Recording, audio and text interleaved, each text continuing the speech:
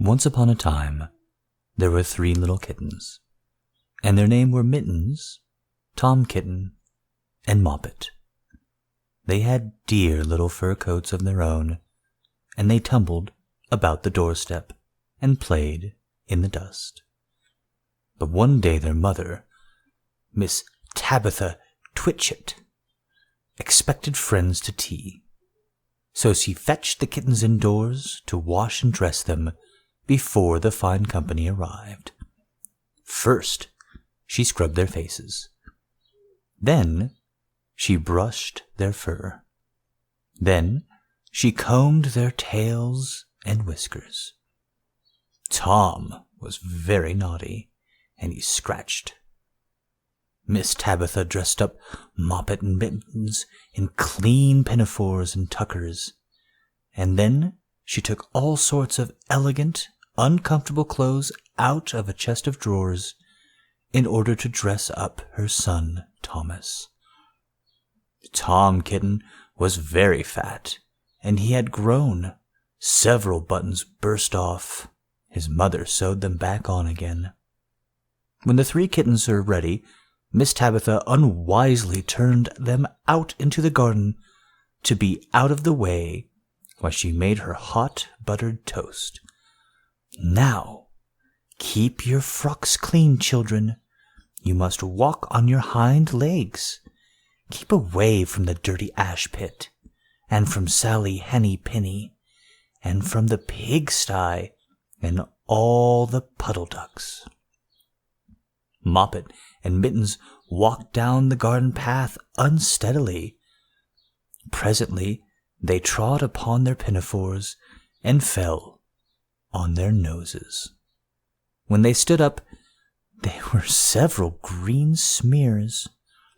"Let us climb up the rocks and sit on the garden wall," said Moppet. They turned their pinafores back to front and went up with a skip and a jump. Moppet's white tucker fell down into the road. Tom Kitten was quite unable to jump.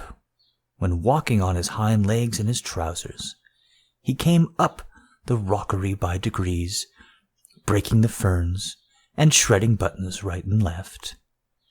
He was in all pieces when he reached the top of the wall.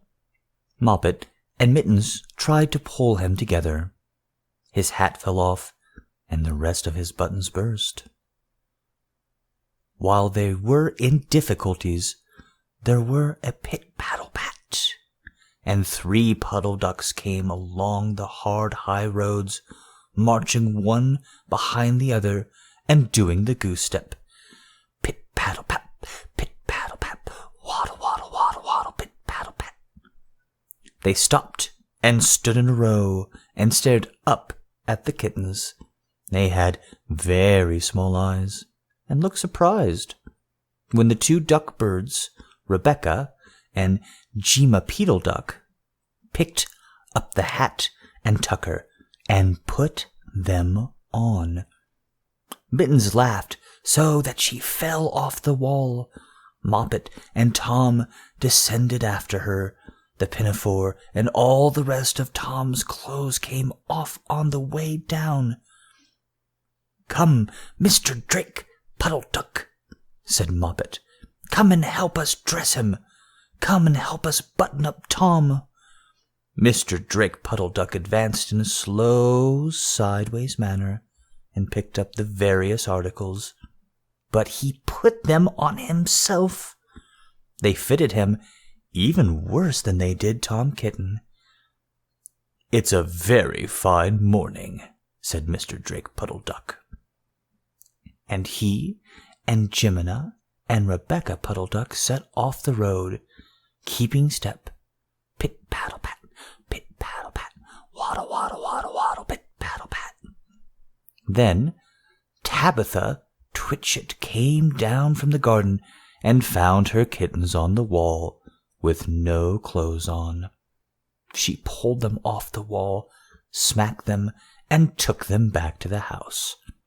"My friends will arrive in a minute, and you are not fit to be seen.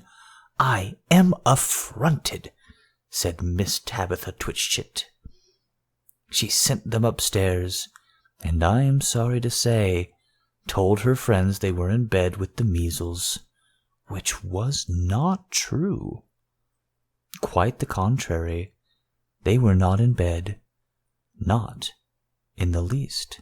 Somehow, there were very extraordinary noises overhead, which disturbed the dignity and repose of the small tea party. And I think that some day I shall have to make another, larger book to tell you more about Tom Kitten. As for the puddle ducks, they went into a pond. All the clothes came off directly because there were no buttons. And Mr. Drake Puddle Duck and Jemina and Rebecca had been looking for them ever since. The end.